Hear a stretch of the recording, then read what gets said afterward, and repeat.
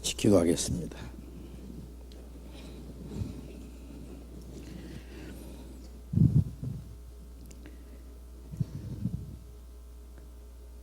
자비로우신 우리 아버지 하나님, 우리가 하나님을 멀리 떠나 죄 가운데 이루어져 있을 때 우리를 찾아주시고, 우리의 악한 행실로 하나님과 원수가 되었을 때에 주 예수님께서 우리가 받아야 될 저주와 형벌을 대신 담당하시고, 주님이 흘려주신 그 보배로운 피로 우리 죄를 영원히 씻어주시고 아무 공로 없이 구원해 주신 그 크신 은혜를 인하여 진심으로 감사를 드립니다. 이 세상에는 죄와 저주와 온갖 거짓과 비참한 일들만이 가득하지만은 주님께서 우리의 마음속에 참된 기쁨과 평안 그리고 영원한 소망을 주셨습니다. 우리는 멀잖아 다시 오실 주님을 사모하고 기다립니다. 이제 우리의 육체에 남은 때 이 땅에 우리의 삶이 하나님 보시기에 결코 헛되지 않기를 원합니다.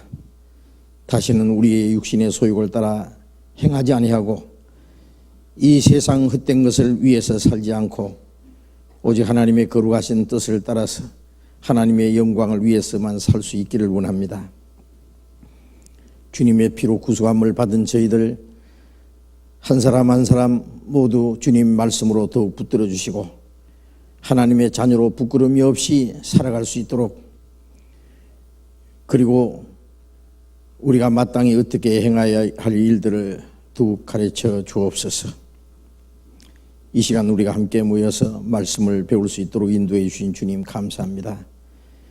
때를 따라 우리에게 필요한 말씀을 주시고 합당하신 은혜를 허락하시는 주님, 이 시간에도 우리에게 필요한 말씀을 주시고 주님의 은혜로, 주님의 생명으로, 주님의 사랑으로 우리 안에 더욱 충만히 채워주시옵소서.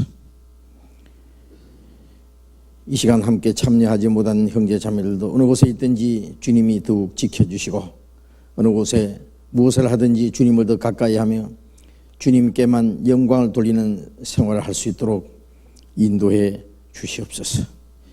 이 시간 주 성령님께서 온전히 주장하시고 인도해 주시기를 간절히 의지하면서 주 예수님 이름으로 기도드렸습니다. 아멘.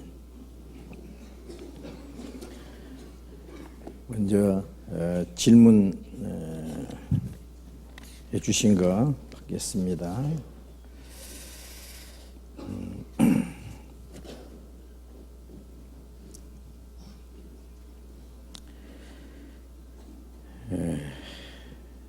저는 청년 자매입니다. 성경 강연회가 있을 때 목사님이나 전도사님 말씀을 듣고 처음엔 말씀에 취하다가 나중에는 그 말씀하시는 전도인 분들이 더 좋아집니다. 그래서 그분들의 말씀만 찾게 되고 그분들만 찾게 됩니다. 청년이라서 그런지 그런 부분들이 더욱 심한 것 같습니다. 이런 마음들이 생기는 것이 주님 보시기에 합당한 것인지 제가 어떻게 해야 하는 것인지 답변 부탁드립니다. 어떻게 생각하세요?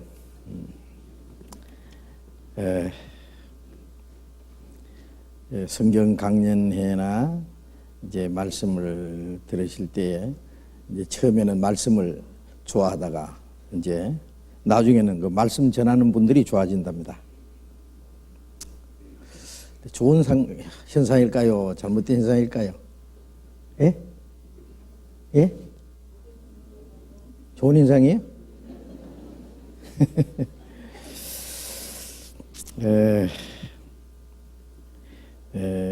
이제 전도하시는 분들이 이제 아주 좋아지는데, 그래서 그분들의 말씀만 찾게 되고 그분들만 찾게 됩니다. 이제 문제는 그 다음에 있는 것 같아요. 자기가 좋아하는 분들만 찾게 되고 그분들의 말씀만 들으려고 한다 그래요. 우선 이 문제를 잠깐 생각해 보세요. 이제 실제적인 것이죠.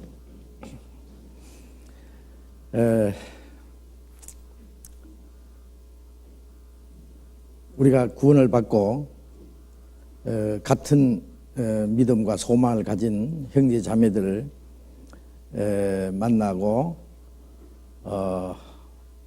우리가 깨달은 것이 같고 믿는 것이 같고 사는 목적이 같고 이제 우리가 세상에 사는 목적이 이제 같잖아요.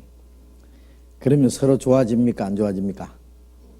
당연히 좋아지는 건 당연한 거예요. 그렇잖아요. 그건 사랑이 가는 거예요. 그건 주님의 사랑입니다. 예? 내가 너희를 사랑한 것 같이 너희도 서로 사랑하라. 이것이 새 계명이라 그랬잖아요.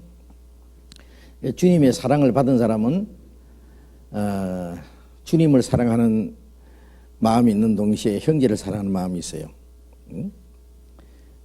그래서 보이는 형제를 사랑하지 않으면 어떻게 보이지 않는 하나님을 사랑할 수 있느냐, 그런 말씀대로 보이지 않는 하나님을 사랑하는 그 표현이 보이는 형제를 사랑하는 것으로 나타납니다.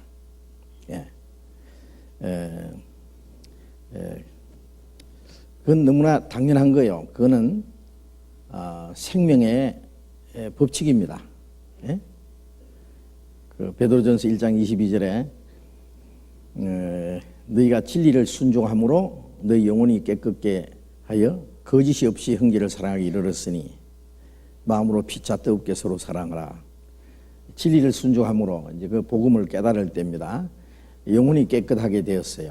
그리고 영혼이 깨끗하게 된 결과는 거짓이 없이 형제를 사랑하기 이르렀다. 이제 거짓이 없이 형제를 사랑한다는 말은 이거는 인간적인 사랑이 아니고 하나님의 거룩한 사랑이에요. 인간의 사랑은 다분히 이기적이고 계산적입니다. 예? 저 사람을 사랑함으로써 내게 어떤 유익이 있을까, 그런 이제 계산하는, 그리고 이기적인, 그래 자기에게 이익이 없을 때는 사랑하다가도 미워하고 배척해요. 그건 진정한 사랑이라고 할 수 없어요. 거짓이 없는 사랑이라는 것은 그런 사심이 없는, 자기 중심이 아닌, 자기의 어떤 이익을 구하지 않는, 사랑은 자기 유익을 구치 않는다는 말씀처럼 자기 유익보다는 다른 사람의 유익을 구하는, 그게 이제 거짓이 없는 사랑이겠죠. 그래서 사랑하는 마음이 생겨요. 그 형제 자매가 잘생겼든 못생겼든 세상적으로는 뭐 배운 사람이든 못 배운 사람이 인격이 좀 모질하든 관계없이 구원을 받았다는 이유 때문에 그 사랑이 가요. 왜? 하나님이 보시기에 귀중하니까. 하나님이 보시는 것처럼 우리 각자도 형제 자매를 귀하게 여깁니다. 땅에 있는 성도는 존귀한 자니 나의 모든 즐거움이 저에게도다. 땅에 있는 성도는 존귀한 자입니다. 하나님 보시기에 존귀하기 때문에 우리도 서로 존귀하게 여겨요. 그건 당연한 일입니다. 마찬가지로 말씀을 전하는 사람도요, 자기 말씀을 올바로 전해줘서 그 말씀을 듣고 깨닫고 구원을 받고 또 구원받은 이후에 말씀으로 잘 가르쳐주고 신앙생활을 인도해주고 거기에 대한 하나님께 대한 감사한 마음이 있고 또 말씀을 전하는 사람에 대해서는 고마움도 있고 그 다음에 존경하는 마음이 있어요. 그래서 디모데전서에 잘 다스리는 장로들을 배나 존경할 자로 알되 말씀과 가르침에 수고하는 자를 더욱 존경할 자로 알지니라 이렇게 있거든요. 말씀과 가르침에 수고하는 자들을 존경을 하는 겁니다.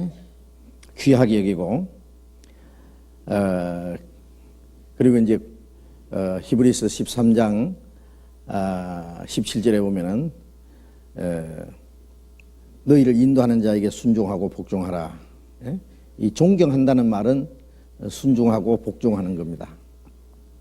근데 이제 말이 났으니까요. 말씀 전하는 사람과 배우는 사람 그 사이에 그런데 이제 말씀을 전하는 사람을 좋아하게 되고 좋아한다는 표현은 고맙게 여기는 거예요. 존경하는 거예요. 사랑하는 거예요. 예? 그리고 그를 믿게 되고 따르게 되고, 예? 그리고 이제 순종하게 됩니다. 근데 그런 사람이 있는가 하면은 어떤 사람은 말씀 전하는 사람을 별로 존경하지 않아요. 예. 또 감사한 마음도 별로 없는 것 같아요. 그리고 순종하지 않아요. 존경하지 않기 때문에 이제 순종할 마음도 없어요. 그래서 그 히브리서 13장 17절에 너희를 인도하는 자에게 순종하고 복종하라. 저희는 너희 영혼을 위하여 자기가 회개할 자인 것 같이 하느니라. 계산하는 겁니다. 회개. 마지막에 말씀을 맡은 사람은 말씀을 잘 가르쳤는지 성도들을 잘 인도했는지 못했는지 거기에 대해서 심판을 받아야 되고 그게 하나님 앞에 이제 계산하는 거예요. 한 사람 한 사람 영혼에 대해서 책임감을 가지고 자기가 하나님 앞에서 회개할 자인 것 같이 하느니라. 저희로 즐거움으로 이것을 하게 하고 근심으로 하게 하지 마라. 그렇지 않으면 너희에게 유익이 없느니라. 그런 말씀이 있거든요. 이제 말씀 전하는 사람은 즐거운 마음으로 그 복음을 전하고 일을 할 수 있도록 그렇게 위에서 기도해주고 존경하고 순종하고 그렇게 해야 돼요. 예? 예, 말씀을 가르치는 사람은 말씀을 전해서 구원을 받게 될 때 큰 기쁨이 있고 구원받았을 뿐 아니라 그 구원받은 사람들이 말씀 안에서 성장하고 순종하는 생활을 볼 때에 하나님 앞에 큰 기쁨이 있거든요. 그래서 요한 3세에도 이제 사도 요한이 말하기를 내 자녀들이 진리를 순종한다는 말을 듣는 것보다 더 큰 기쁨이 없다. 예? 복음을 전해서 구원받은 하나님의 자녀들이 진리를 순종한다는 말을 듣는 것보다 더 큰 기쁨이 없다. 예? 만약에 구원을 받은 사람이 올바로 순종하지 못하고 잘못된 생활을 한다든지 그러면은 또 그같이 큰 근심거리가 없어요. 예. 그래서 바울 사도 마음속에 교회를 위해서 항상 근심하는 것이 있었어요. 그건 뭐냐면은 많은 교회들이 있는데 그 중에 정말 모범적으로 신앙생활 잘하는 교회도 있는가 하면은 문제거리 교회도 있고 갈라디아 교회 같은 데는요 바울이 가서 복음을 전했을 때 그 구원을 받고 그 바울을 너무 사랑해가지고요 그리스도와 같이 천사와 같이 대접했다 그랬어요. 바울을 할 수만 있으면 눈이라도 빼어서 내게 주었으리라 그랬거든요. 이 바울 사도가 눈이 안 좋은 것 같아요. 무슨 안질이 있어가지고 그래서 이제 그 교회에 보내는 서신을 기록할 때에 바울이 자기가 직접 기록하지 않고 대서 되게 드디오라는 사람을 대필해서 기록을 했거든요.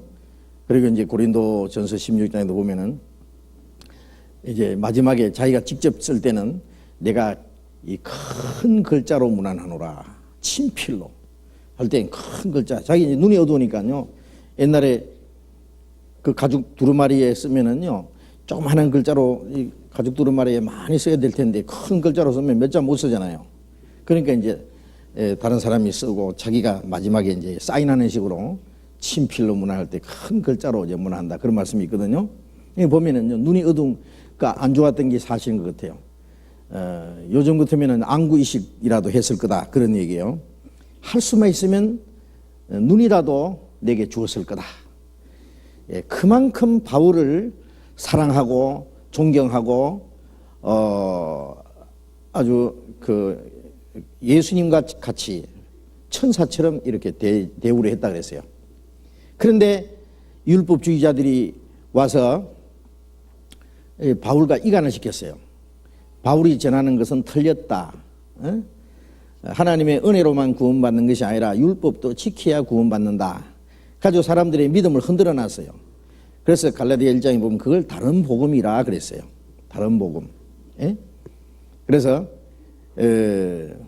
다른 복음을 전해가지고 그 사람들의 믿음을 갈라디아 성도들의 믿음을 흔들어 놨어요. 그래서 다른 복음은 없나니 오직 너희를 요란케 하여 그리스도의 복음을 변하려 함이라. 이 복음을 변질시키고 믿음을 변질시키려고 하는 마귀의 작전이다, 그런 얘기요. 누구든지 너희를 요란케 하는 자는 심판을 받으리라. 그런데 이제 바울 사도가 갈라디아 성도들에게 내가 너희에게 참말을 함으로 원수가 되었느냐 그랬거든요. 그렇게 바울의 말씀을 듣고 구원을 받고 바울을 사랑하고 존경하던 이 갈라디아 성도들이 이제는 바울과 원수가 되어버렸어요. 왜? 누가 이간시켜서 그랬어요. 예? 자, 그러면 이 갈라디아 성도들이 바울을 그렇게 존경하고 사랑했던 것이 잘못됐느냐? 그건 당연한 거예요. 그것은. 여기 갈라디아서는 잠깐 한번 봅시다.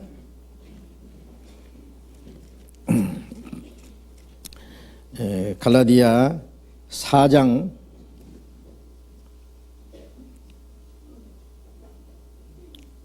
14절이었습니다. 너희를 시험하는 것이 내 육체에 있으되 이것을 너희가 없인 여기지도 아니하며 버리지도 아니하고 오직 나를 하나님의 천사와 같이 또한 그리스도 예수와 같이 영접하였도다. 너희를 시험하는 것이 내 육체에 있다는 말은 왜 이제 몸에 병이 있고 말이요. 저 몸에서 냄새가 나고 뭐 좀 그 안 좋은 질병이 있으면은 그 사람이 가기가 싫어하잖아요.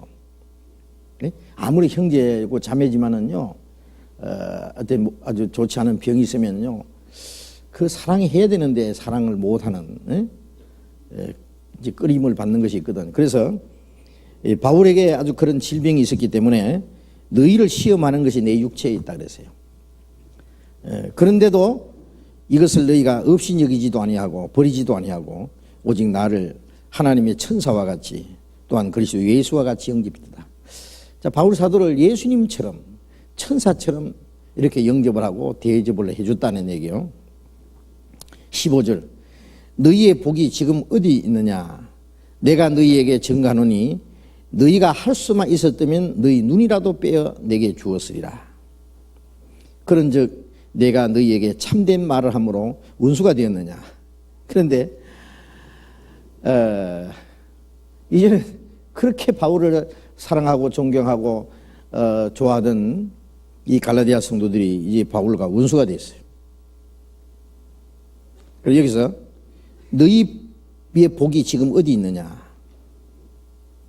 이 갈라디아 성도들의 복이라는 게 뭐예요? 바울 사도가 전해서 복음을 전해서 구원을 받고 구원을 받았을 뿐 아니라 바울 사도는 갈라디아 4장 그 19절에 보면은 너희 속에 그리스도의 형상이 이루기까지 내가 다시 해산하는 수고를 하노라 그랬잖아요. 구원을 받게 하니라고 해산하는 수고를 했고 어머니가 자녀를 낳느라고 해산하는 고통을 하고 그 다음에 기르느라고 얼마나 또 고생을 해요. 마찬가지로 복음을 전해서 구원받게 할 때 해산하는 고통을 했는데 또 너희 속에 그리스도의 형상이 이루기까지. 이 갈라디아 성도들이 구원을 받았지만 이게 완전히 잘못된 거예요. 그들 속에 그리스도의 형상이 이루기까지 정말 신앙이 성숙해서 그리스도의 형상이 그들 마음과 생활 속에 이루어지는데 그것을 위해서 다시라는 것은 복음을 전할 때 수고를 했고 또 다시 해산한 수고를 하노라 그랬거든요. 이렇게 바울이 갈라디아 성도들을 위해서 수고하고 그 사랑하고 그러는데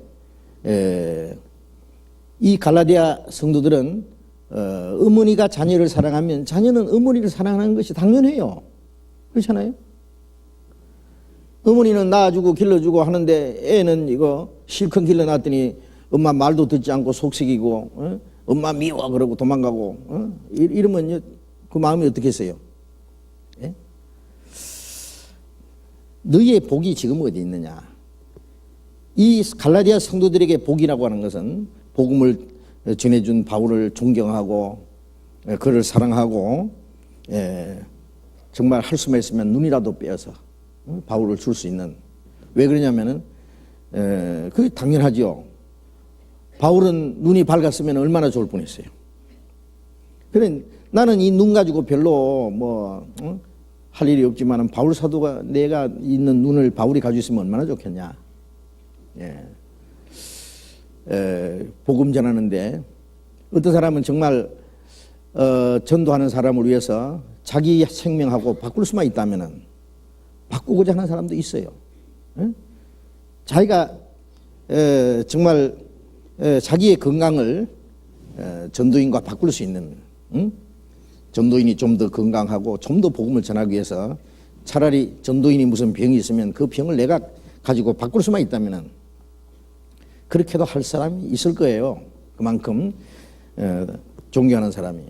로마서 16장에 보면은 브리스가 아굴라 이 두 부부는 바울을 위해서 자기 목이라도 내놨다 그랬어요.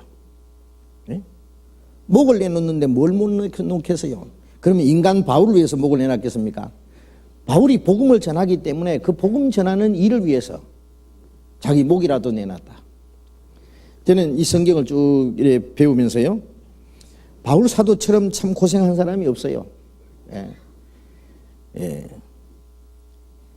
그는 구원받기 전에는 가말리알 문화에서 최고 학문을 땄고 베냐민 집하고 바리새인이고 정말 히브리인 중에 히브리인이고 정말 그 유대인들 중에서 참 유명히 여김을 받는 사람인데, 그가 예수님을 만난 후에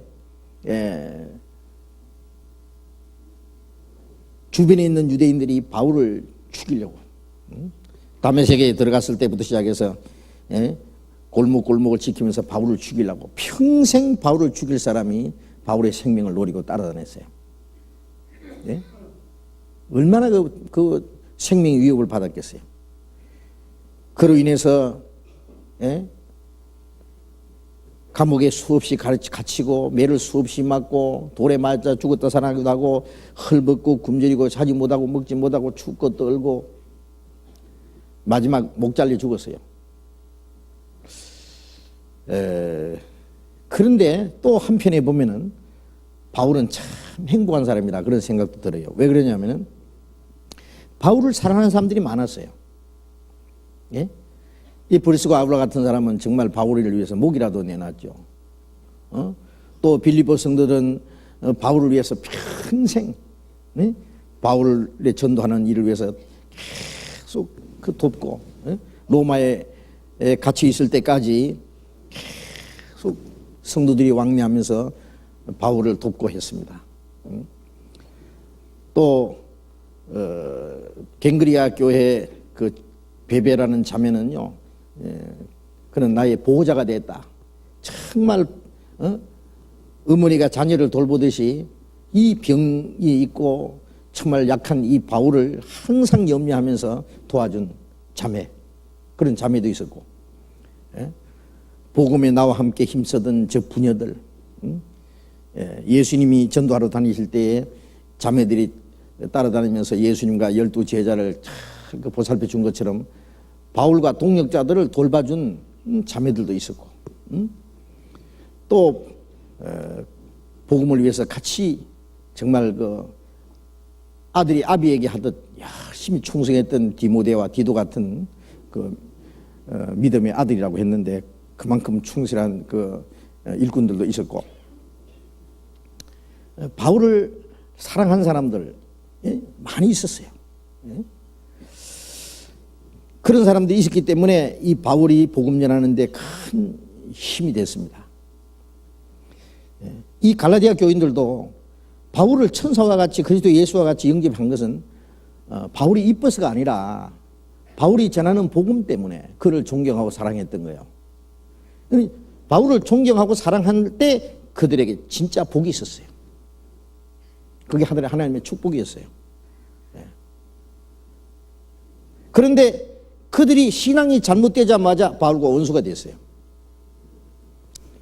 되게 보면은요, 전도인이 성경을 잘못 가르쳤다든지, 또 못살 죄를 지었다든지,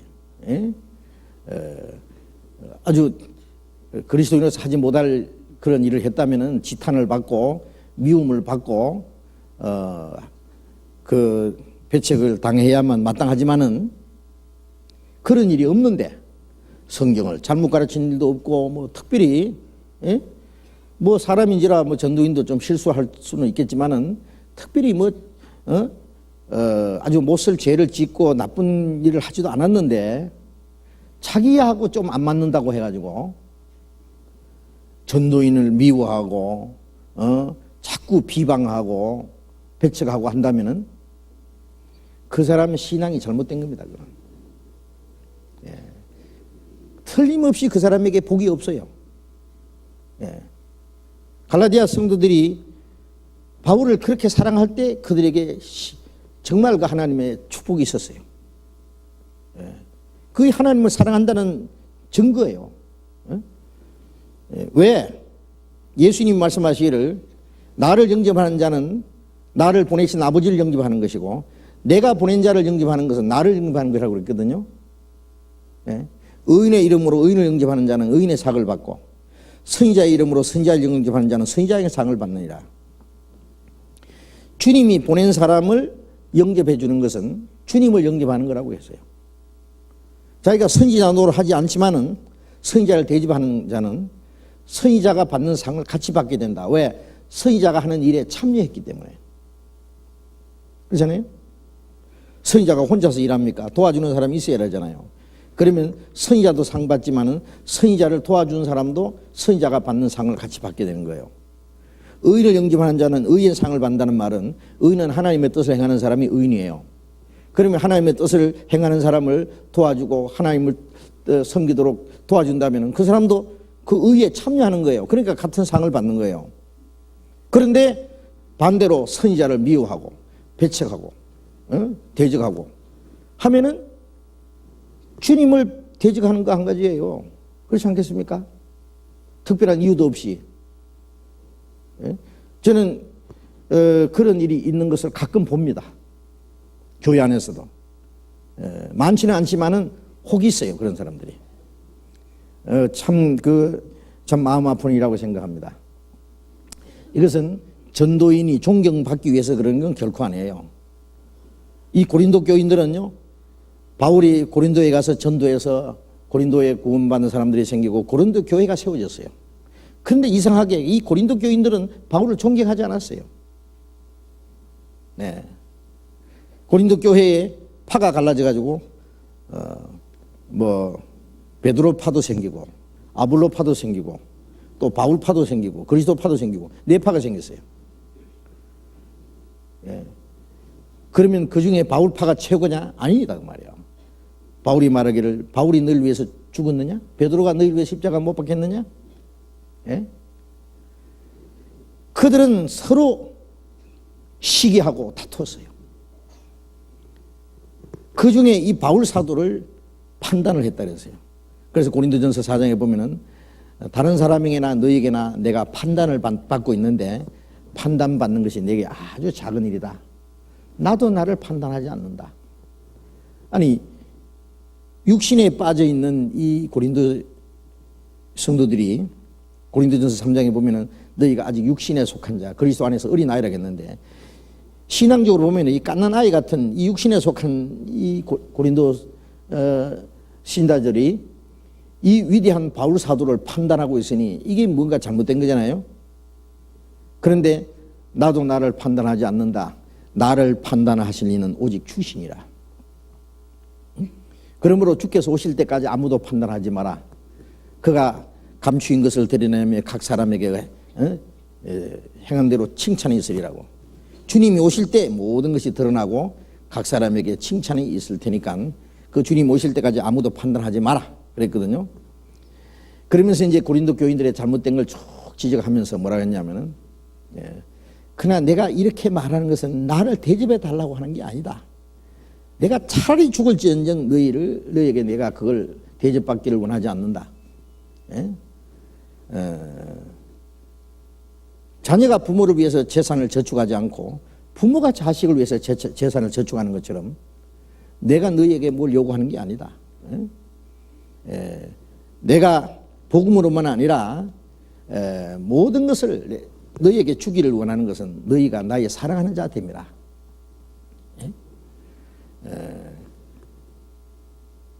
그리고 내가 이렇게 말하는 것은 내게 그렇게 대접해 달라는 것이 아니라 내 자랑을 헛된 대로 돌리지 않게 하려 합니다. 내가 복음을 전할지라도 자랑할 것이 없으면 부득불할 일입니다. 내가 복음을 전하지 않으면 내게 화가 있을 거다. 그런 말씀을 쭉 하셨거든요. 그거는 바울 사도가 고린도에 가서 고린도 교인들에게는 푸대접을 받았지만은 그 대신에 멀리 빌립보 성도들이 고린도에서 전도하는 바울을 도왔어요. 웅도한 사람이 도왔죠. 마게도냐 성도들이 부족한 걸 도왔다 그랬어요. 그러면 그 고린도 성도들에게 복이 있느냐? 복이 없었어요. 이 고린도전서 11장에 보면은 고린도 교회요 징계를 받아서 죽은 자도 많고, 고린도서 5장 5절에 보면은 구원 받았지만은 특별한 죄를 짓고 돌이키지 않으면 그냥 죽이기까지 해요. 이런 자들을 사탄에게 내줘서 육신은 멸하고 영은 주 예수의 나라에 구원받게 합니다. 육신은 죽이기까지 하지만은 확실히 거듭난 사람은 영혼은 멸망하지 않죠. 응? 그리고 육신이 죽을 뿐 아니라 주님 앞에 가서 또 한 번 혼나는 일이 또 있을 거야 아마. 그래서 고린도전서 11장에 보면은 너희는 징계를 받아서 죽은 자도 많고 잠자는 자도 적지 않고 병든 자도 많고 약한 자도 많다. 징계를 받아가지고 병든 자도 있고 약한 자도 있고 잠자는 자, 죽은 자도 적지 않다고 했어요. 그러니까 이 고린도 교인들은 많은 문제가 있는 교회였어요. 왜? 그것이 바울 사도를 존경하지 못한 데서 그게 드러났어요. 갈라디아 교회도 마찬가지입니다.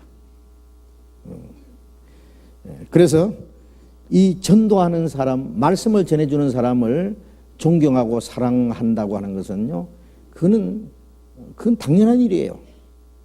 그건 성경의 명령이고, 말씀 전하는 사람 존경하는 마음 없으면요, 어떻게 말씀이 귀에 들어오겠어요? 예? 말씀 들으면서도 속으로는 픽픽 웃으면서요, 말씀 얘기하면 니나 잘해라 그거. 예? 그러면 말씀이 들어오겠어요, 그래? 예. 그래 이제 어떤 사람은요, 이 말씀 전하는 사람하고 이간을 딱 시킨다고. 말씀 전하는 사람이 그렇게 좋게만 보이는데요, 이제 엉뚱한 이제 이간을 시키는 수가 있어요. 정말 거짓말로 이간을 시키는 수도 많습니다. 그 마귀가 그러는 거예요. 마귀는 하나님과 이간시키고 사람과 사람을 이간시키거든요. 그래가지고 이제 참 마음을 나누어 버려요. 그래서 참 목사, 저 전도사 이상한 사람이 돼. 멋이 어떻대. 이제 그래가지고 이간을 딱 시키면요, 그렇게 존경하던 사람이 이상하게 보여요. 이상하네. 말은 잘하네. 그러면서 그때부터는요, 안경을 하나 딱 씌워준 거예요, 이제. 그냥 말씀이 그대로 안 들어와. 그러면 이제 말씀이 은혜가 안 돼요. 말씀이 듣기가 싫어요. 이제 교회 나가기도 싫어요. 그러면 이제 말씀이 귀에 들어오지 않으면 이제 세상으로 가까워져요. 세상으로 흘러가는 거예요. 그 마귀에게 완전히 마귀의 올무에 걸렸는데 그걸 모르는 거예요. 예? 그래서 전도인과 그 이간시키는데 아주 참 조심해야 됩니다. 예. 전도인은요, 뭐 미움 받는 거, 핍박 받는 거 그거 별로 문제 삼지 않아요. 예. 저도 그동안 전도하는 가운데요, 밖에서 핍박하는 거, 미워하고 비방하는 건 그건 아무 문제 안 돼요. 근데 이 교회 안에서까지요, 실컷 전도해가지고 구원받게 해가지고 몇 년 동안 이렇게 길러 놓으면은요, 나중에 이제 대적하는 거예요. 지금은 그런 일이 이제 별로 없습니다. 별로 없는 게 아니라 거의 없어요. 그런데 모르지, 내 모르는 사이에 혹 있는지 모르지만은 옛날에 그런 일이 있었어요. 그래가지고요, 아주 길을 쓰고 대적하는, 제가 그런 얘기를 할 필요 없지만은 저도 좀 당했습니다. 그래서 어떨 때는요, 참 세상에 이럴 수가 있나, 막 천리말리 도망가고 싶을 때도 있고. 그런데 나중에 알고 보니까 예수님도 자기 제자에게 팔리시고 배반을 당하고, 바울 사도도 큰 전도 해놨더니 바울을 원수처럼 여기고 판단하고, 그런 일이 있었는데, 이런 일 당하는 거 이게 아무것도 아니다. 나중에는 뭐 그러든 말든 별로 이제 뭐 문제가 안 되더라고요. 예? 조금 뭐 마음에 편하지 않지는 하긴 하지만은 응? 별로 문제 안 되는데 문제는 뭐냐면 그 사람 자신이 손해예요. 예. 왜? 문제가 되면은 나중에 결국 교회를 떠나요. 누가 이간시킨지 모르지만은 이간이라는 게 얼마나 무서운지 모릅니다. 이간. 예? 그래서 이 전도인을 존경하는 마음이 없어져요. 그래서 말씀 전하는 사람을 존경하고 그 다음에 마음으로 사랑하고 그게 순종하는 것은 당연합니다. 그거는 성경에 그렇게 돼 있어요. 그런데 혹 어떤 사람들은 말씀 전하는 사람들 아주 무시하는 말을 함부로 해요. 말씀 전하는 사람에 대해서 말을 함부로 하면은요, 조심히 듣는 사람들이 마음에 상처를 입어요. 그리고 시험을 받아요. 잘못하면 이간이 돼요. 굉장히 조심해야 돼요. 그런데 이제 아까 좀 문제점이라는 것은 거기까지는 좋은데 어떤 특정한 사람만 좋아한다면 그것은 안 돼요. 말씀을 올바로 전해주는 사람 같으면 똑같이 좋아해야 돼요. 예? 그런데 어떤 사람이 자기가 전도해 준 사람이 있는데 그 목사님이 그 전도사님이 나를 전도해줘서 구원을 받았으니까 나는 그분이 생명의 은인이고 그런데 사실은요 주님이 구원해 줬지 목사님이 구원해 줬습니까? 그건 아니거든요. 목사님을 통해서 전도사님을 통해서 아니면 어떤 형제를 통해서 구원받게 해준 것이지 그분이 구원해 주는 건 아니거든요. 그런데 무턱대고 어떤 한 사람만 좋아하고 그 사람만 따른다면은 이것이 그 사랑이 인간적인 사랑으로 육신적인 사랑으로 변질될 수가 있어요. 교회 안에서는 말씀 전하는 사람을 올바로 말씀 전하는 사람은 똑같이 존경해야 돼요. 그렇지 않겠어요? 어떤 사람은 말은 잘 듣고 존경하는데 어떤 전도인은 싫어한다. 특별한 이유도 없이. 그는 맞지 않잖아요. 모든 복음 전하는 일꾼들, 올바로 복음 전하고 올바로 주님의 일을 하는 사람들은 똑같이 존경해야지 어떤 특별한 사람만 따른다면은 그거는 다분히 인간적인 문제가 있고 거기는 문제 소지가 있어요. 그거는. 그래서 어떤 사람은 그런 걸 또 유도하는 사람도 있다고. 자기를 따르게 하는 사람이 있어요. 그래서 사도행전 20장에 보면은 너희 중에도 자기를 쫓게 하려고 어리진 말을 하는 자들이 나타날 줄 아노니 자기를 쫓게 하려고 어리진 말을 하는 자가 나타나요. 다윗 왕 시대 때요. 그 아들 압살롬이 그 백성들의 마음을 도둑질했다 그랬어요. 자기가 왕이 되려고 자기 아버지 다윗을 쫓아내고 왕이 되려고 백성들 마음을 도둑질한 거예요. 압살롬이 생기기도 잘 생겼다 그랬어요. 성경에 보면은요. 그렇게 아름다움으로 칭찬받는 사람이 이스라엘 나라에는 없었다고. 압살롬이요. 남자가 머리도 길게 이렇게 하고 잘 생겼어요. 근데 이 압살롬이 백성들이 재판받으러 왕에게 나가면은 중간에서 딱 굽실거리면서 야, 너 참 네 재판이 네가 옳다마는 이걸 잘 재판해 줄 사람이 없어서 참 안타깝다. 내가 그 재판해 주는 것 같으면 너를 위해서 잘 변호해 줄 텐데 널 도와줄 텐데 안 됐다. 그러면서 입을 맞추면서 그러니까요 얼마나 고맙겠어요. 요새 선거운동 할 때는요 후보자들이 그냥 굽실굽실 하잖아요. 한 표 줍시오 그러고 막 백성들 앞에서 그냥 넙죽 엎드려서 절도 하고 당선되고 나면은 절대 목에 딱 기부서 딱 해요. 그때부터. 그게 얼마나 강교한 것인지 몰라요. 사실은요. 백성들에게 정말 그 백성들을 존경한다면은요 당선된 후에도 백성들을 그렇게 굽실거려 좀 하면 안 되는가? 이 압살롬이 백성들의 마음을 도질해가지고 많은 사람들이 자기를 따르도록 해놓고는 이제 압살롬이 왕이 됐다고는 다윗을 쫓아냈잖아요. 그것처럼 이 교회 안에서도 자꾸 자기하고 이제 이렇게 자기를 따르도록 만드는 사람이 있어요. 그런 기술이 있는 사람이 있어요. 그런 기술이 있는 사람. 그래가지고 자기를 딱 따르면 나중에 이제 그 사람 딱 데리고 이제 나가 부리는 사람이 있어요.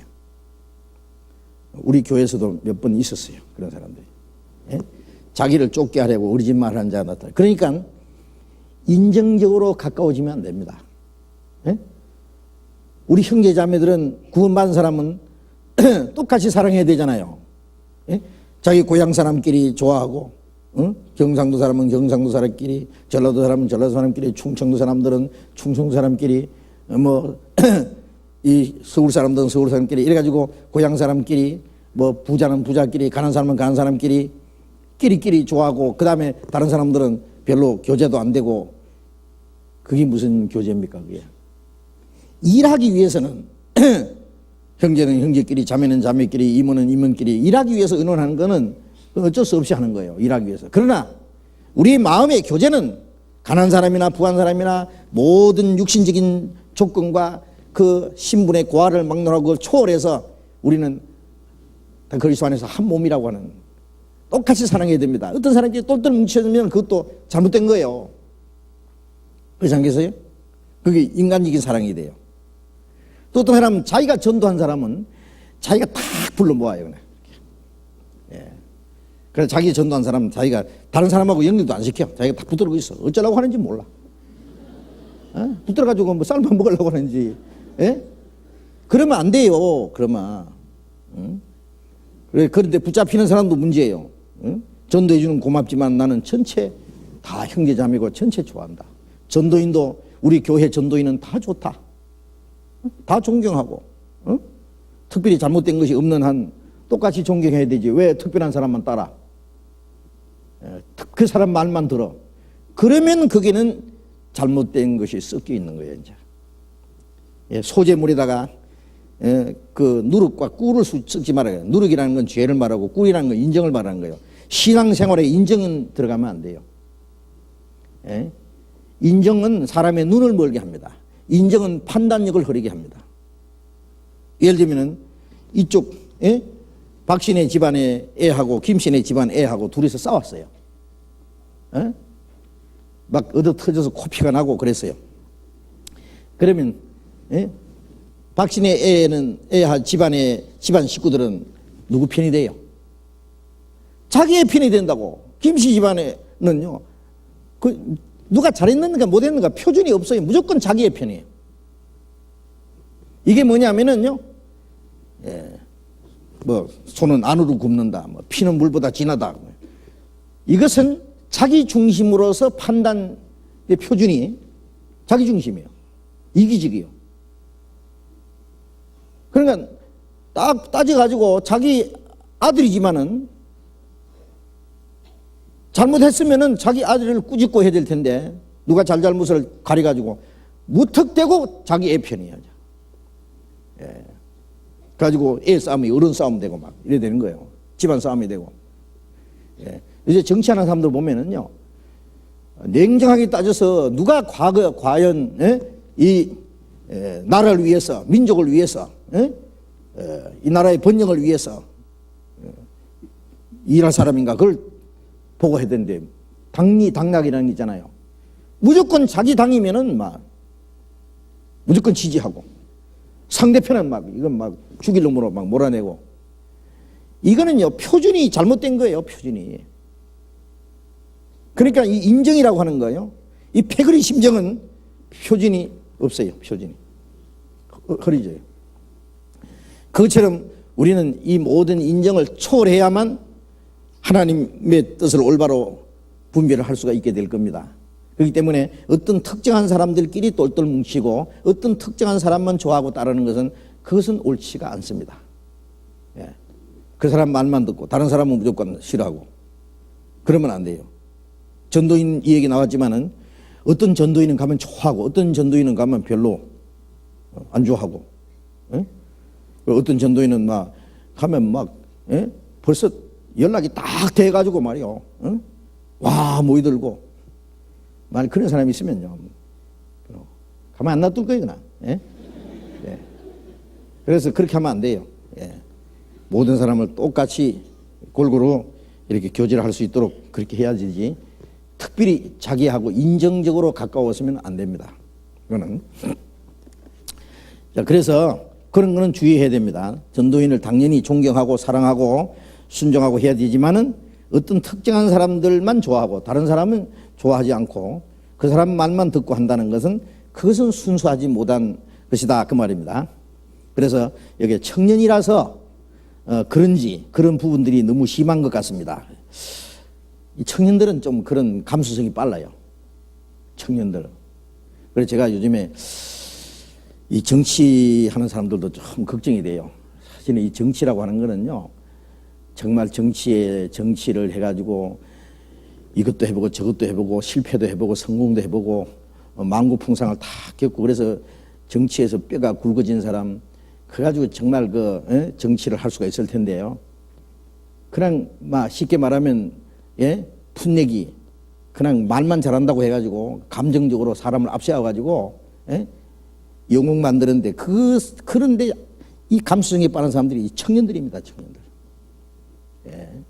청년들은 어떤 뭐라 하면 젊은 열기 있잖아요. 욱하는 거예요. 그래가지고 그런 걸 그런 젊은 사람들을 이제 선동을 하면은요, 큰일 나요. 그것도 이제 아까 말한 대로 그것도 잘못된 겁니다. 그러면은 이제 판단력이 흐려져요. 이제 여자들이라고 우리는 여자 후보만 지지한다. 그러면 그것도 잘못되잖아요.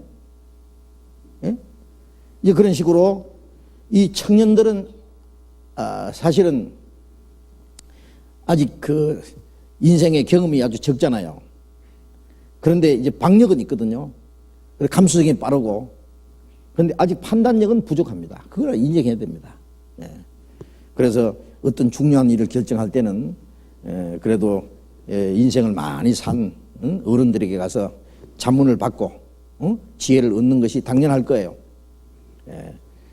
그 르호보암 솔로몬의 아들 르호보암이 왕이 됐는데 왜 실패했느냐? 노인들의 교도를 받지 않고 자기 똘이 청년들 말 듣고 해다가 이제 완전히 나라 망쳐놔 버렸잖아요. 그래서 이 청년들은 참 기백도 있고 젊음의 용기도 있고 그런 젊은 사람들이 교회에서 일도 많이 하고 해요.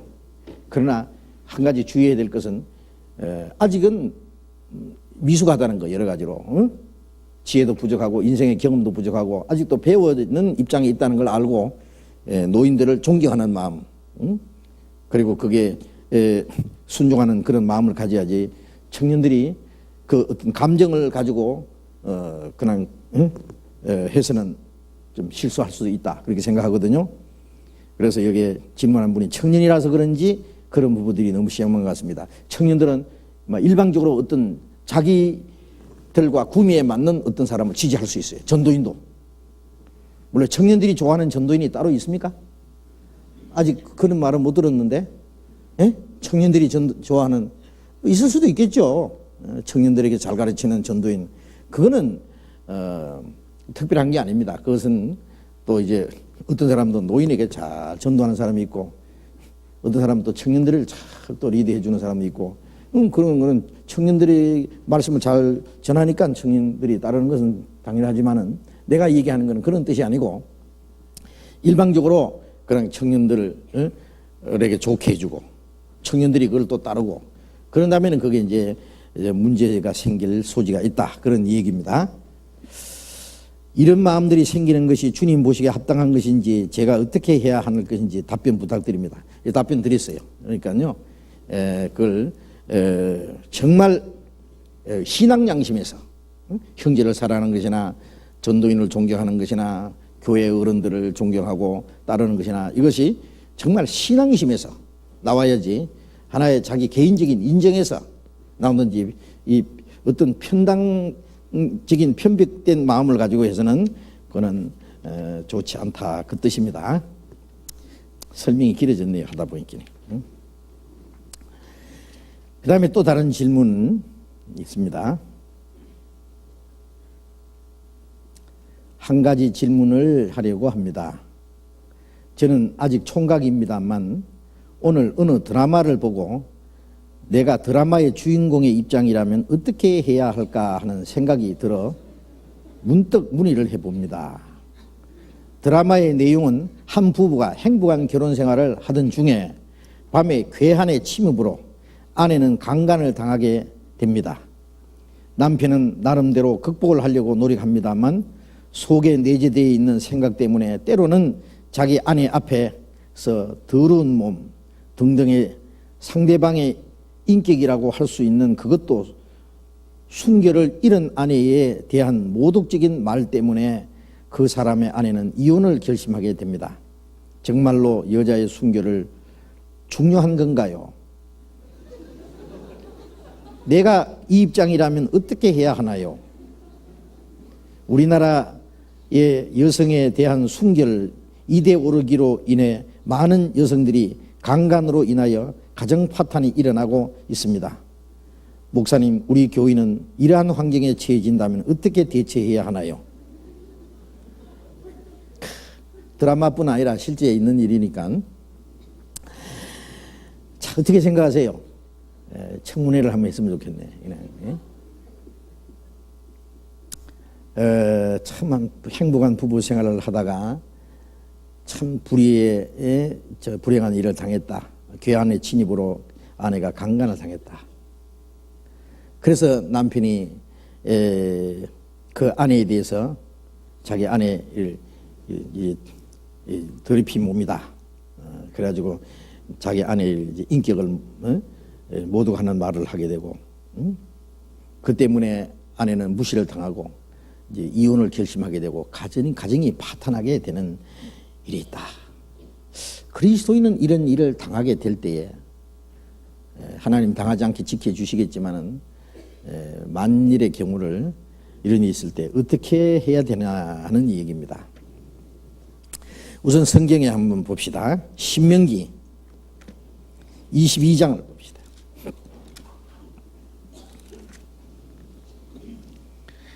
신명기 22장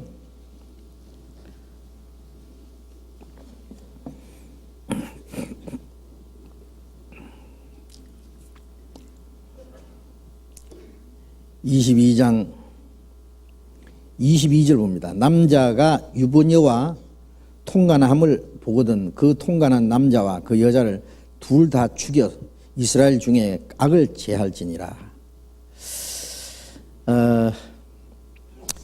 이제 이게 이 간통이라는 거예요. 성경에 남자가 유부녀와 간통을 하면은 통간하면은 이 둘 다 그냥 돌로 펴 죽여보라고 해요. 죽여보라. 이건 사형에 해당하는 죄입니다. 요새는요, 이 선진국에는요, 이 간통이 죄가 아니다. 우리나라에서는 아직도 이 간통죄가 해당되죠. 10계명에 7째 계명이에요. 살인죄 다음으로 큰 죄가 간음죄예요. 근데 어떻게 그게 죄가 안 되겠어요? 예?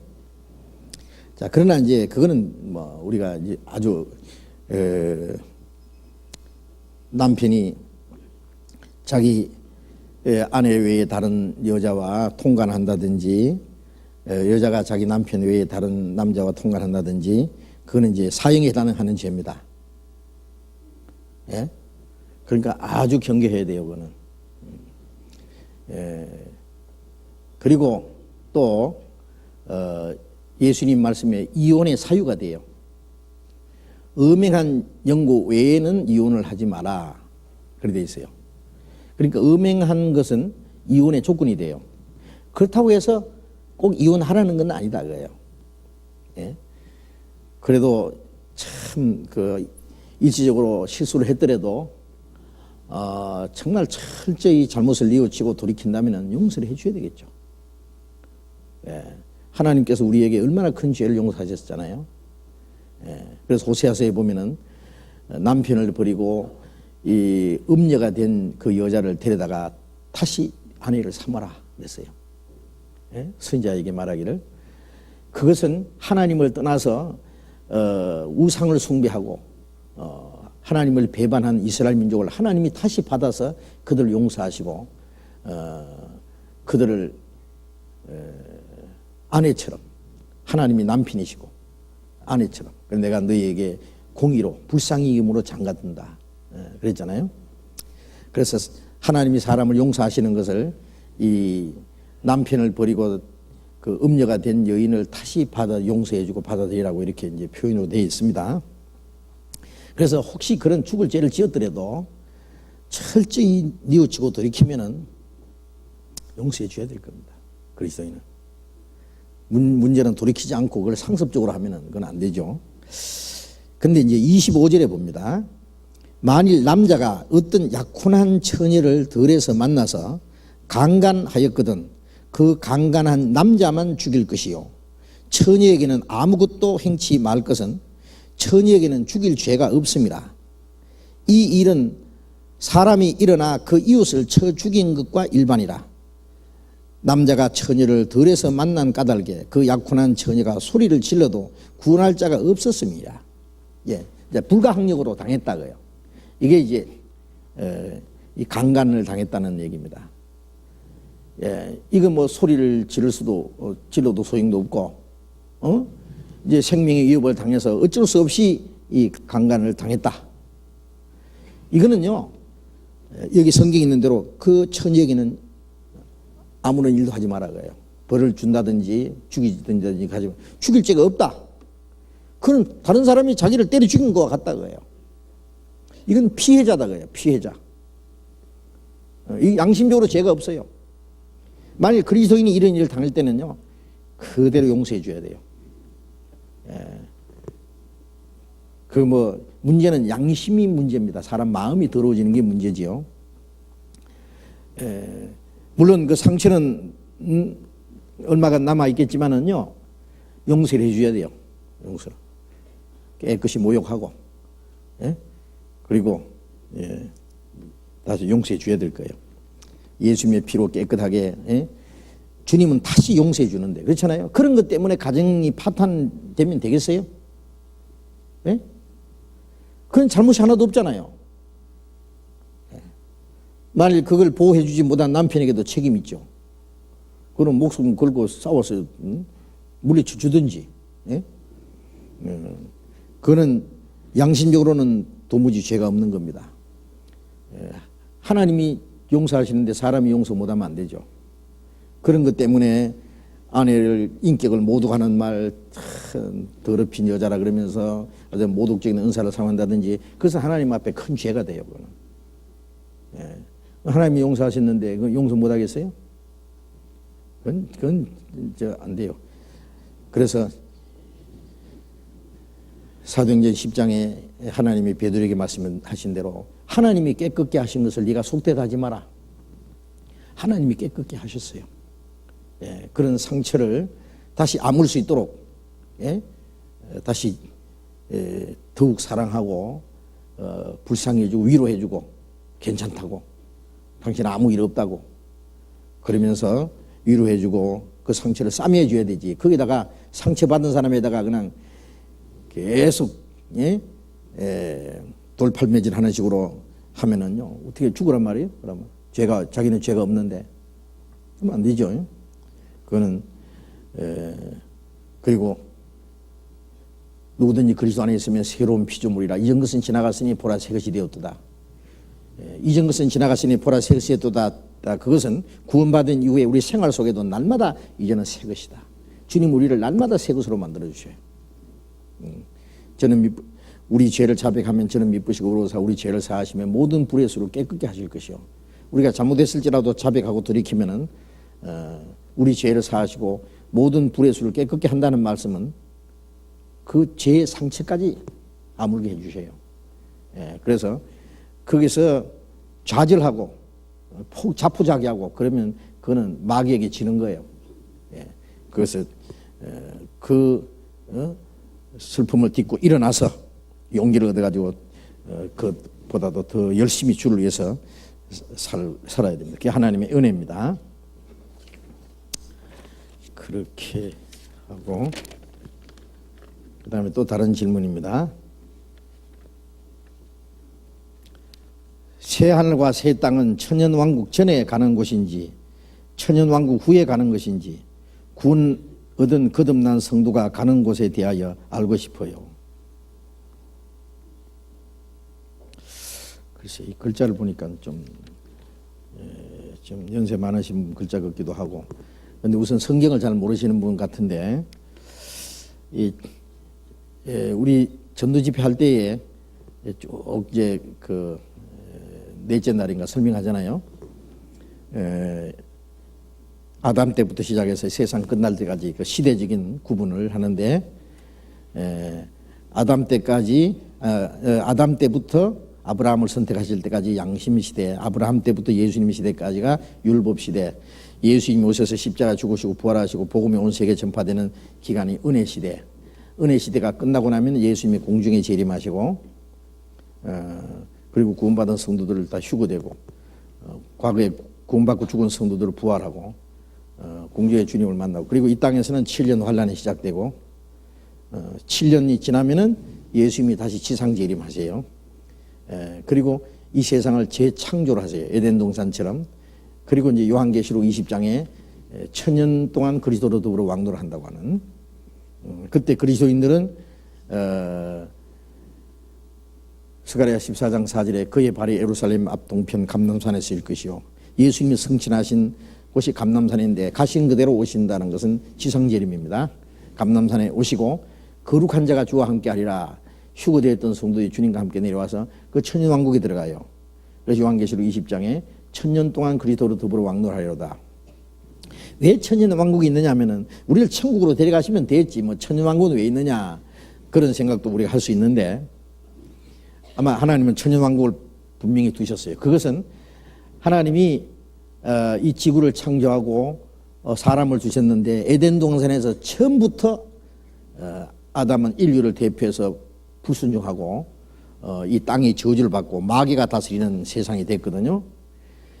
그런데 이 땅을 그대로 그냥 없애버리면은 이 땅은 죄와 죽음과 저주와 마귀가 역사한 것으로서 끝나버리는 겁니다. 그래서 하나님이 우리를 구원하실 뿐 아니라 인간이 죄를 짓기 이전의 상태로 에덴 동산을 다시 회복해서 아담이 실패한 것을 예수님이 다 회복하시는 거예요. 그래서 만물도 다시 회복하고, 그래서 예수님이 1000년 동안 왕노를 하신, 그리고 아담이 실패한 걸 원상복귀하는 겁니다. 아담에게 모든 걸 다스려야 했는데 실패했는데 예수님이 이제 1000년 동안 다스리는 겁니다. 그리고 이제 요한계시록 21장 1절에 내가 새 하늘과 새 땅을 보니 처음 하늘과 처음 땅이 없어졌다 그랬고, 21장 3절에 보면은 거기에는 하나님이 장막이 저희와 함께 하시리니 저희는 하나님의 백성이 되고 하나님이 저희와 함께 계셔서 눈에서 눈물을 씻기시고 다시 사망이 없고 애통하는 것이나 곡하는 것이나 아픈 것이 다시 있지 않으나니 처음 것들이 다 지나갔습니다. 눈물도 죽음도 슬픔도 아픈 것도 없는 하나님처럼 영원하고 거룩하고 영광스러운 그 세계, 새하늘과 새 땅. 그러니까 천년왕국이 지난 후에 새하늘과 새 땅이 이루어집니다. 그리고 이제 베드로후서 3장을 잠깐 봅시다. 베드로후서 3장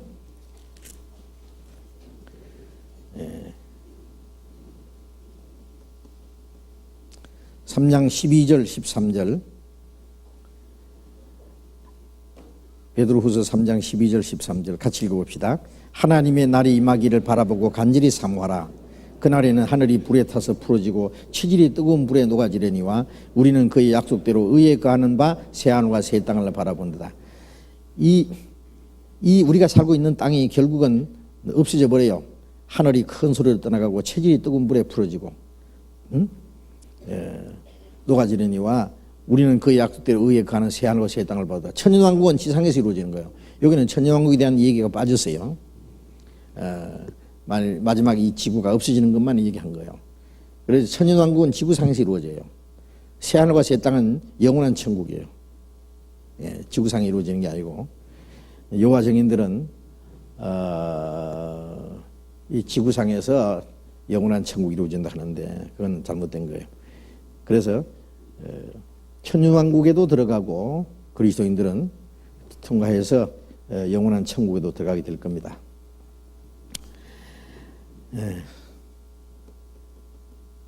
그 다음에요, 이스라엘이라고도 하고 유다 지파라고도 하는데 차이점을 알고 싶습니다.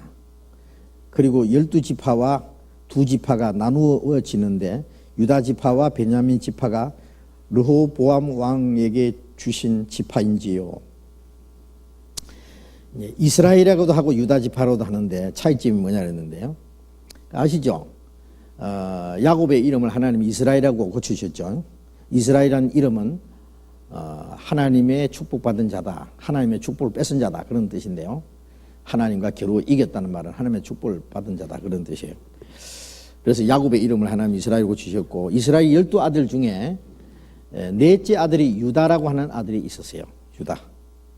그 유다 지파에서 다윗 왕이 났고, 그 유다 지파에서 다윗의 계통에서 계속 유다 왕이 났어요. 유다 왕. 그래서 그 나라를 유다 왕국이라 그래요. 유다 왕. 유다 왕국. 그래서 솔로몬이 죽은 후에 북방 이스라엘과 남쪽 유다로 갈라졌죠. 예?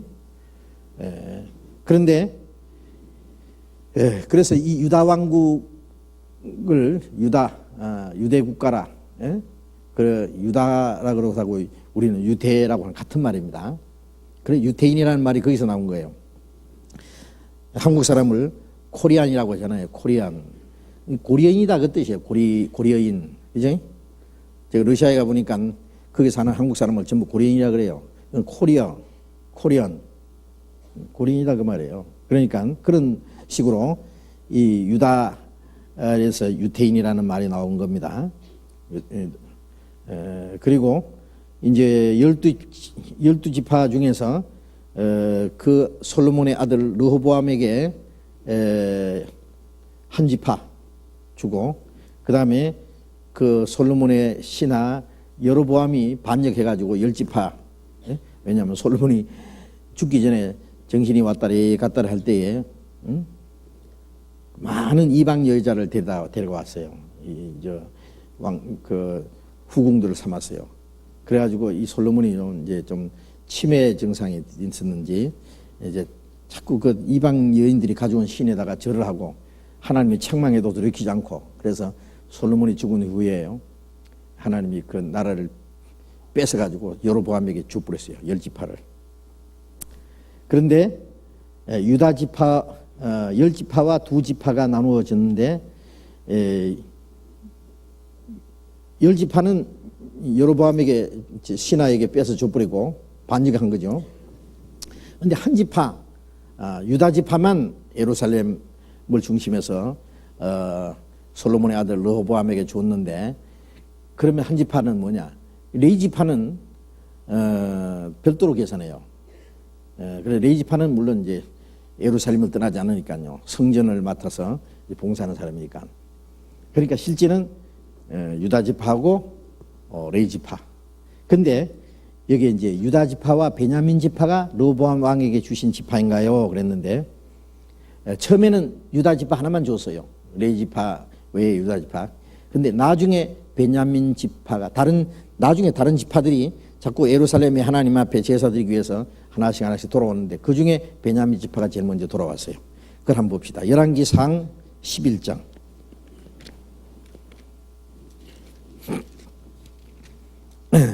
열왕기상 11장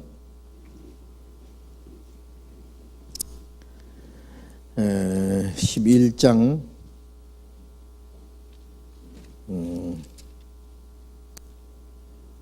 열왕기상 11장 12절까요? 11절부터 보겠습니다. 여호와께서 솔로몬에게 말씀하시되 네게 이러한 일이 있었고 또 네가 나의 언약과 내가 네게 명한 법도를 지키지 아니하였으니 내가 결단코 이 나라를 네게서 빼앗아 네 신복에게 주리라. 그러나 네 아비 다윗을 위하여 네 세대에서는 이 일을 행치 아니하고 네 아들의 손에서 빼앗으리니와 오직 내가 이 나라를 다 빼앗지 아니하고 나의 종 다윗과 나의 뺀 예루살렘을 위하여 한 지파를 네 아들에게 주리라 하셨더라. 이 한 지파라는 것은 이제 유다 지파입니다. 그 다음에 이제 넘어가서 35절에 내가 그 아들의 손에서 나를 빼앗아 그 10지파를 네게 줄 것이요 그 아들에게는 내가 한 지파를 주어서 내가 그 이름을 두고자 하여 택한 성 예루살렘에서 내 종 다윗을 에게 한 등불이 항상 내 앞에 있게 하리라. 그 다음에 이제 넘어가서 12장 20절 온 이스라엘이 여로보암에 돌아왔다 함을 듣고 보내어 저를 공회로 청하였다가 온 이스라엘의 왕을 삼았으니 유다 지파 외에는 다윗의 집을 쫓는 자가 없으니라. 여로보암이 예루살렘에 이르러 유다 온 족속과 베냐민 지파를 모으니 택한 용사가 18만이라. 이스라엘 족속과 싸워 나라를 회복하여 솔로몬의 아들 르호보암에게 돌리려 하더니 여기 유다 지파 하나만 있어야 되는데 난데없이 베냐민 지파가 나오잖아요. 베냐민 지파는 그 후에 돌아온 거예요. 유다 지파로 다시 돌아온 거예요. 처음에는 북방 이스라엘을 따랐는데 후에 르호보암에게로 돌아오게 된 겁니다. 그리고 또 한 가지 질문이 있는데 열왕기상 13장입니다. 1절부터 32절까지인데요.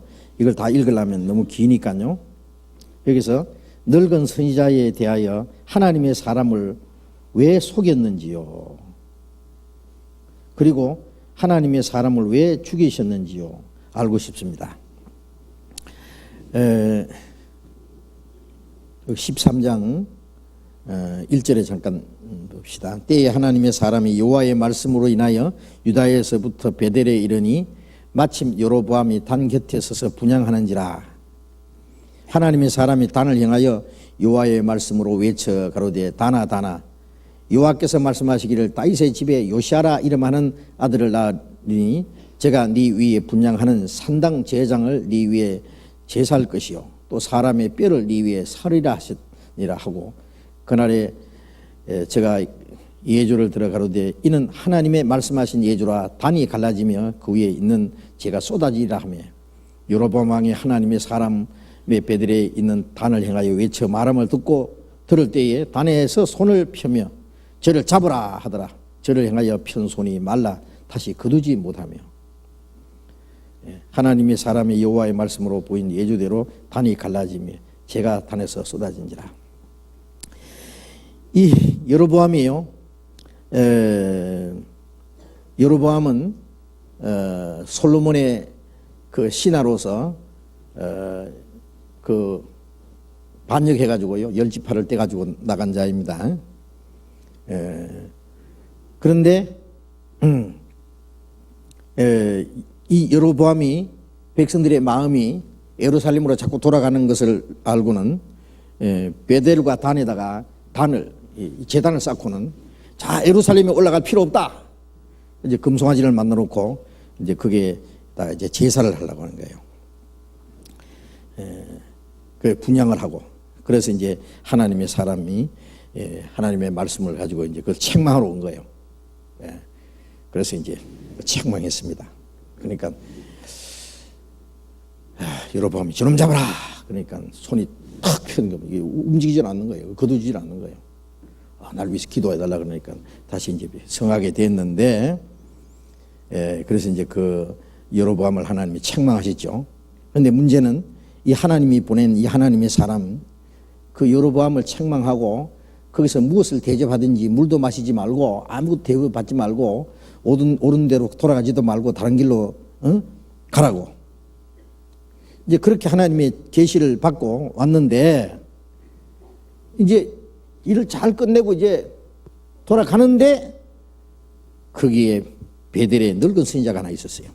11절에 보면은 베델에 한 늙은 선지자가 살더니 그 아들들이 와서 이날에 하나님의 사람이 베델에서 행한 모든 일을 저에게 구하고 또 그가 왕에게 구한 말씀도 저희가 그 아비에게 구한지라. 베델에 늙은 선지자가 하나 있었다. 이 베델에 하나님의 선지자가 있다는 것이 정상입니까 비정상입니까? 예? 어떻게 생각해요? 왜냐하면 베델에는 여로보암 왕이 지금 우상을 만들어 놓고, 예? 예루살렘 성전에 올라가서 제사할 필요 없고 여기도 이제 하나님 성기면 된다 하고 거기다가 이제 제사를 하도록 하는데, 거기에 베델에 선지자가 있다는 것이, 이 선지자가 있다는 것이 이게 정상이에요, 비정상이에요? 예? 왜 비정상이에요? 자기가 진짜 하나님 선지자 같으면은 하나님이 또 다른 하나님의 사람을 이 베델에 보낼 필요 없이 이 사람이 여로보암을 책망했어야 될 거 아니에요. 책망해가지고 고쳐놓든지 아니면 책망하다 목이 달아나든지 둘 중에 하나 해야 되는데, 아무 일 없이 이거 살았다는 것이 이게 거짓 선지자예요. 그죠? 그런데 안장을 지우고 이제 나귀를 타고 따라가는 거예요. 이제 이 선지자, 젊은 선지자에게 따라가서, 아, 당신 수고 많이 한다고. 나도 당신 같은 선지자라고. 에? 우리 집에 돌아가자고. 그래, 당신 배고픈데 대접도 해줄 테니까. 그러니까 하나님이 여기 물도 마시지 않고 아무것도 먹지 말고, 응? 돌아가라고 했다고. 그러니까, 아, 하나님이 내게도 말씀했다고. 내게도 말씀해서 당신 대접하라고 했다고. 그러니까 이 젊은 선지자가 이 늙은 선지자를 따라가서 대접을 받고 돌아가다가 사자한테 물려 죽었어요. 하나님이 죽여버린 거예요. 자, 여기서 질문이 뭐냐면은, 이제 이 성경을 읽고 이제 궁금해서 질문하신 것인데, 이 늙은 선지자에 대하여 하나님의 사람을 왜 속였는지요? 그 속인 거예요. 거짓말한 거예요. 젊은 선지자는, 이 하나님 사람은 거기 속은 거예요. 왜 속아? 하나님의 말씀을 한 번 받았으면 끝까지 해야지. 벌써 이 베델에 선지자가 있다는 것은 거짓 선지자라는 것을 알아야 되는데, 이 선지자가 하나님 말씀으로 박력 있게 여로보암을 책망한 게까지는 잘했는데, 늙은 선지자의 그 유혹에, 속임수에 넘어간 거예요. 거짓 선지자에게 넘어간 거예요. 그래서 하나님이 죽인 거예요, 이 선지자를. 그 정도로 하고. 그리고 우리는 하나님의 말씀에 정확하게 말씀을 받았으면은 끝까지 그 말씀을 순종해야 되지, 중간에 나도 당신과 하나님의 선지자라고 그 선지자의 말을 들으면 안 됩니다. 처음에 받은 하나님의 말씀대로 행해야 됩니다. 그 다음 다른 질문입니다. 저는 구원받기 전에 무신론자였습니다. 지금도 성경 말씀을 다 믿으나 하나의 의문이 있습니다. 성경에서 하나님은 스스로 있는 자라고 하셨는데 우주 만물이 스스로 있는 것이 아니듯이 하나님의 신도 스스로 있기 전에 공간 같은 것이 있어야 된다고 생각합니다. 스스로 생길 수 있는 조건이 먼저 있어야 되는 게 아닐까요? 목사님은 여기에 대해 어찌 생각하십니까? 생각 안 합니다, 저는. 네. 생각할 필요 없어요. 더 이상. 하나님은 스스로 계신 자라 그러면 계시는 자라고 믿으면 돼요. 어린 애가 뭐라고 했냐면, 엄마, 하나님 누가 만들었어? 하나님 누가 만들었냐? 하나님이 하나님인데. 그럼 뭐라고 해야 돼요? 하나님은 하나님이 만들었지. 그래야 될까요? 만들었으면은 그분이 하나님이 안 되죠. 나는 스스로 있는 자니라. I am who I am.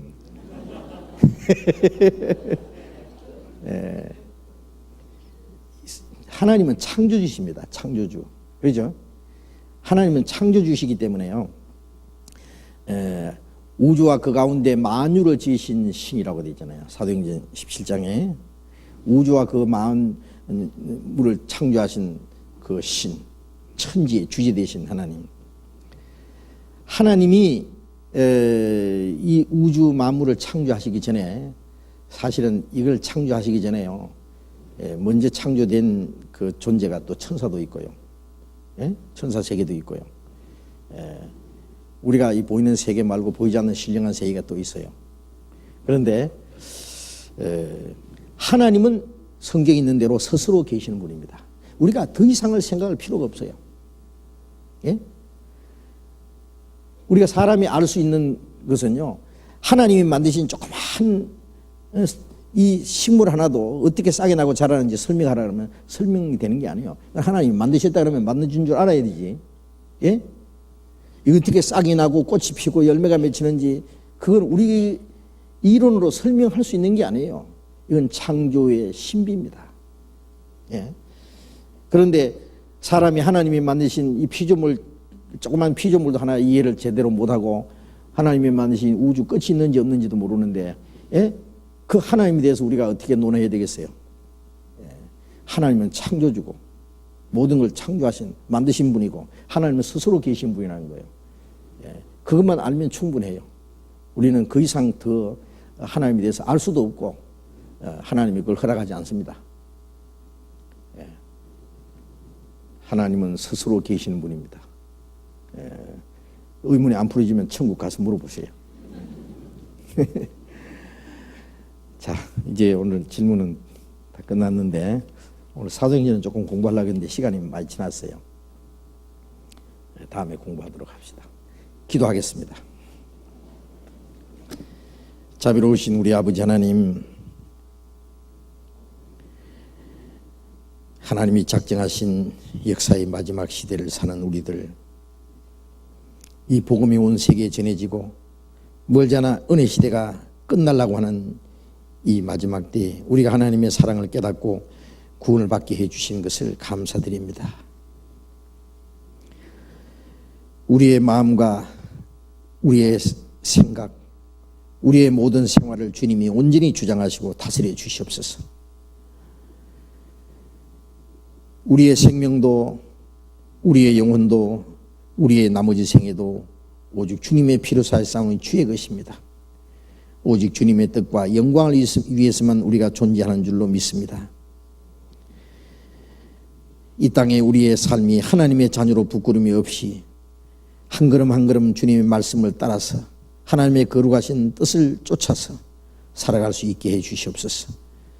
우리 주변에 아직도 수많은 잃어진 불쌍한 영혼들이 있습니다.